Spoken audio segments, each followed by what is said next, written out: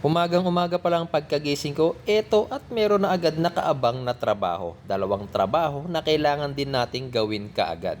Si Mrs. nagpa-rescue, tumirik yung e-bike niya nung hinatid niya yung aking mga anak. Ano ba nangyari? Umaga lang biglang tumigil yung paganda pero hindi naman siya nawala. Hindi siya lobat? Yun naman. Ayan o, gaganyan lang siya. Hindi siya tumutuloy. Kumakadyot-kadyot lang. Ako na lang mamaya sa bahay. Baka May dala kang panghaga. talagang palitin na yung battery mo. Buti na lang kinabukasan, maaga pa lang, dumating na agad yung battery na in-order ko. Ayan, unang aray sa umaga, 6,000 na gastos. Battery niya yan na nagamit na for 1 year and 5 months. Hindi na rin masama kasi araw-araw ba namang ginagamit itong e-bike nito. At mga bossing, yung e-bike nga pala hindi ko na dinayagnos ng matagal. Nung nakita ko pa lang kung ano yung symptoms kung bakit tumigil yung e-bike, alam ko na agad na battery na yon. Luckily nga at umabot pa ng 1 year and 5 months yung kanyang e-bike. Yung iba kasi wala pang 1 year bumibigay na yung battery. Pero ito, sulit na rin.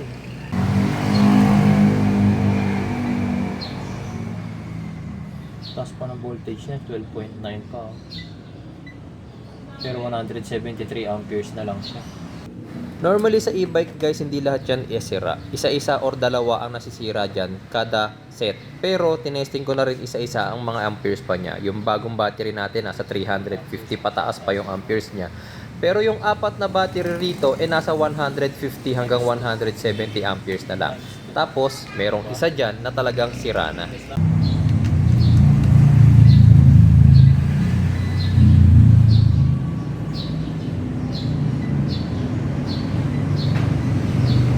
Dead na.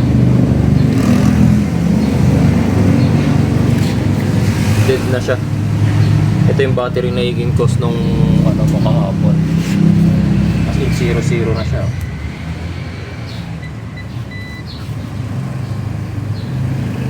Oh, kahit ulitin natin yung test, talagang 0-0 na siya. Dead na talaga siya. Kahit isang battery lang ang pinaka nasira dyan mga bossing, hindi naman pwede na isang battery lang ang papalitan natin. Kaya laging pag-order ka ng battery na replacement, isang set.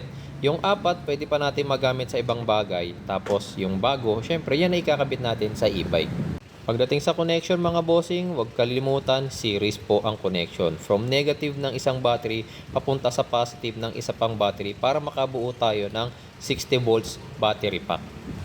After nating maiayos yung battery sa kanyang box, eto at ikakabit na natin siya sa kanyang e-bike. Testingin na rin natin mga bossing kung masosolve yung problem.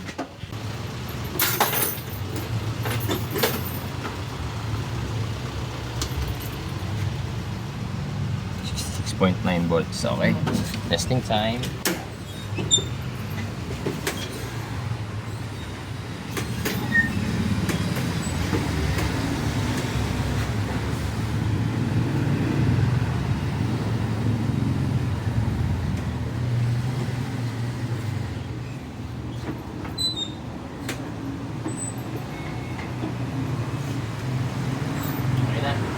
Battery lang pala talaga sira, no? After ng e-bike ni Mrs. Eto guys, yung mas mahirap na gawin, yung toy car ni Bunso.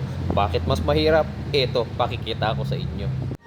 Eto yung nagpahirap mga bossing. Tignan nyo naman, lahat ng wiring, putol, nginat-ngat ng mababait. Nagtira lang ng ilang pirasong buo, pero nabalatan pa rin yung iba. Ang hirap niyan mga boss kasi kung titignan nyo, maraming kulay ang magkakapareho. Siyempre, kahit naman bumili ka ng brand new nito, wala namang wiring diagram para maayos pa natin. Ang aasahan ko na lang dito mga bossing is yung instinct natin. Pagdudugtungin natin kung ano yung inaakala natin na tamang pagdugtungin. Tapos, bago pa anda rin, siyempre, samahan mo na rin ng dasal.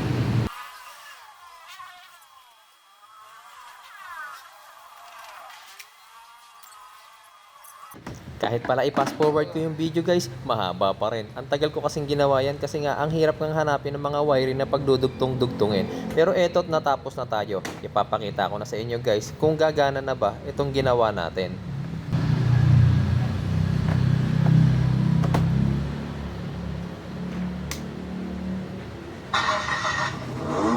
O diba? May engine start sound effect pa, tas nag-rev pa, diba?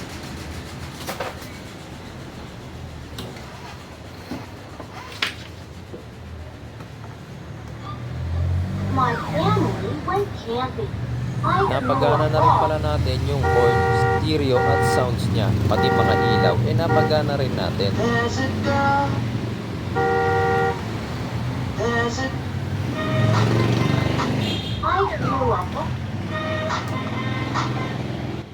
Pero syempre yung kailangan nating mapagana, yung pag-andar niya. Eto, tingnan natin yung silinyador. Oops, bakit parang ayaw umandar? Mukhang hindi ko yata naayos ha. Ay, sorry, hindi ko pala napindot yung button. Ayan, umaandar na siya paharap. Tapos, meron din niyang reverse. Oh, di ba? Ayos na. At eto na agad si Bunso. Sinubukan na agad. Tignan nga natin kung magaling mag-drive. Sige, liko.